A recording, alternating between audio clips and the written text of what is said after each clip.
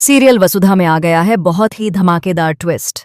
जी हाँ, आप आने वाले ट्विस्ट में देखने वाले हैं कि यहाँ पर चंद्रिका अब वसु पर गुस्सा करते हुए कहती है कि तुमने इस घर की मालकिन बनने के चक्कर में हमारे बेटे की जिंदगी बर्बाद कर दी।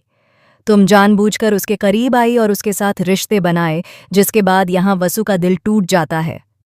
जी हाँ, असल में वह ये सब इसलिए कहती है क्योंकि यहाँ जो गुंडे होते हैं वे देव को बहुत बुरी तरह मारते हैं।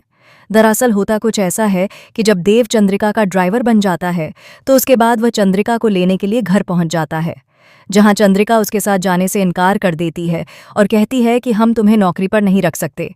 इसके बाद देव के पिता यानी हुकुम साहब चंद्रिका को समझाते हैं और कहते हैं कि तुम यह सब नहीं कर सकती। एक बात बताओ, अगर इसकी जगह हनुमंत का कोई बेटा होता या उसका दामाद होता तो क्या तुम उसे काम नहीं देती?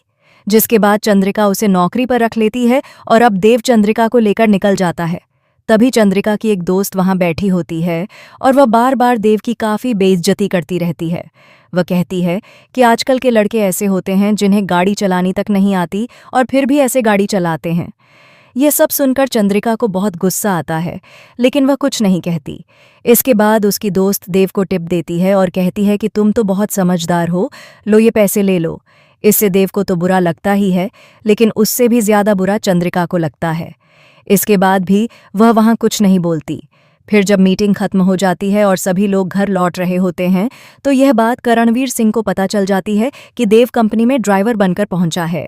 इसके बाद वह रास्ते में जानबूझकर एक आदमी को देव से टकरवा देता है।